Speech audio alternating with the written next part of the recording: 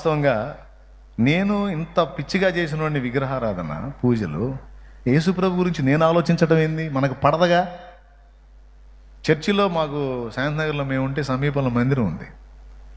అందులోంచి మైక్ పెట్టి వాక్యం వస్తుంటే కూర్చొని రన్నింగ్ కామెంటరీ చెప్పేవాడిని. పిల్లవాళ్ళ దగ్గర డబ్బులు తీసుకుని ఇండియాలో మా వాళ్ళని మతాలు మారుస్తున్నారు, వీళ్ళని వేయాల ముందని.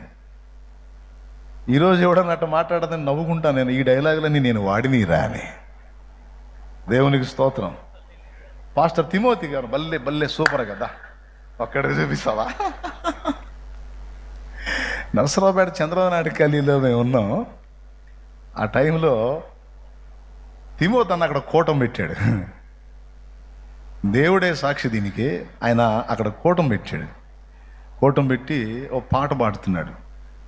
కొంతసేపు కనబడి అంతలోనే మాయమై ఆవిరి వంటిదిరా. ఈ పాట పాడుతున్నాడు. ఈయన ఈ పాట పాడి పాపం ప్రార్థన చేసి వాక్యం మొదలు పెట్టాడు. ఆ పక్కింటోడు ఏం చేశాడంటే టేప్ రికార్డ్ పెట్టి ఫుల్ సౌండ్ పెట్టాడు. పాపం ఈయన మాట్లాడేది ఈయనకైనా పడట్లా, అట్ట పెట్టాడు వాడు. నేను మొన్న ఇద్దరం సమీప ఇంట్లోనే మేమున్నాం. ఏమనుకోవాకన్నా, మేమేమనుకున్నాం అంటే, అరే మన్నాయి నేను వాడు ఈ టేప్ రికార్డు పెట్టాడా, ఈ పాస్టర్ గాడు ఏదో చెబుతున్నాడు. विराज रायचंद, रायचंद स्टील।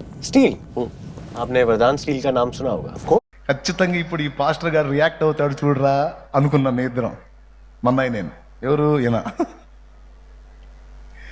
పాపం ఆయన ఏం చేస్తున్నాడు, వాక్యం చెబుతున్నాడు. కొంతమంది జీవితాలు ఇంతే మారో అని పాపం ఆయన కొంచెం వచ్చే ఉద్రేకాన్ని కంట్రోల్ చేసుకొని దేవుడే వారిని దర్శించుగాక అని చెప్పని వాక్యం చెబుతున్నాడు. రగిలిపోతా. ఈ సన్నివేశాన్ని మేము ఎంజాయ్ చేశాం, మా వాడు నేను. ఆ తర్వాత మేము ఆ పరిస్థితుల్లోకి వెళ్ళటం అవన్నీ జరిగినాయి. థ్యాంక్స్ అన్న. గుర్తు